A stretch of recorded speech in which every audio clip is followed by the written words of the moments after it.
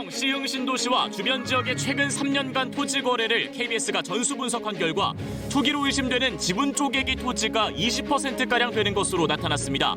8살 어린이가 지분을 갖고 있는 사례도 있었습니다.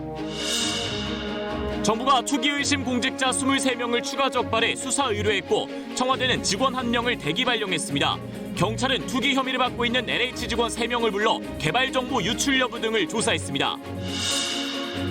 백신과 혈전은 관련이 없다는 유럽의약품청 발표에 따라 독일과 프랑스 등이 아스트라제네카 백신 접종을 재개하기로 했습니다.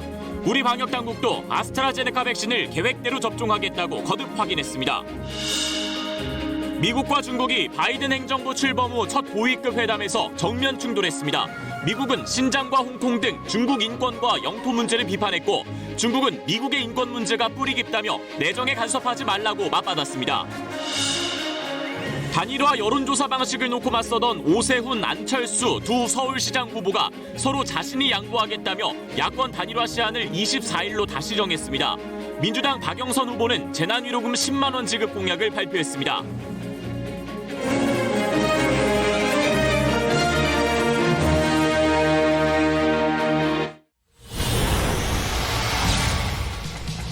청와대에서 LH에 다니는 형을 둔 경호처 직원 1명이 투기 의심 사례로 적발돼 대기 발령됐습니다. 정부는 신도시 등에서 투기가 의심되는 공무원과 공기업 직원 23명을 추가로 수사 의뢰했습니다. 외국인 노동자에 대해 코로나 검사를 의무화하는 행정명령이 차별과 인권 침해에 해당하는지 인권위가 조사에 착수했습니다. 서울시는 고위험 사업장에 대해서만 코로나 검사를 권고하기로 물러섰습니다. 미국 애틀란타 총격 사건에 대해 현지 경찰이 수사 초기부터 증오 범죄 가능성을 배제한 걸로 드러났습니다.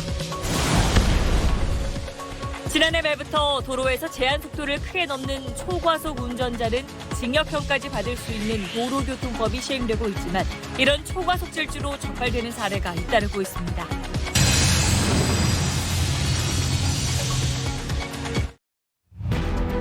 정부 합동조사단이 지방자치단체 공무원과 지방공기업 직원을 조사한 결과 투기 의심 사례 23명이 추가 적발되고 청와대 전수조사에서는 경호처 직원 1명의 의심 사례가 나왔습니다.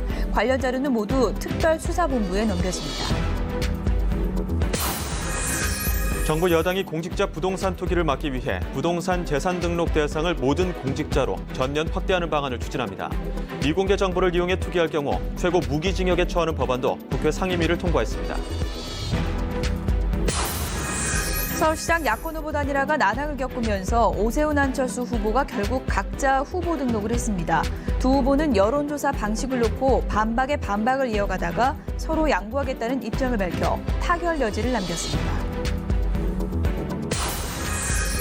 더불어민주당 박영선 서울시장 후보는 서울이 코로나19 영향이 다른 지역보다 컸다며 모든 서울 시민에게 10만 원씩 보편적 재난지원금을 지급하겠다고 밝혔습니다.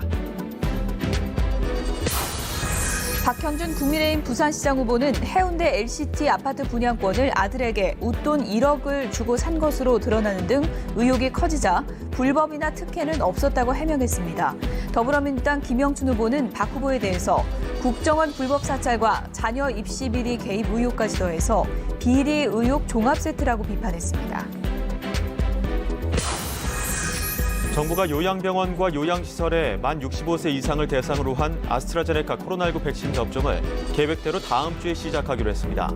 유럽의약품청은 백신과 혈전 위험 증가 사이에 관련성이 없다고 결론 냈습니다.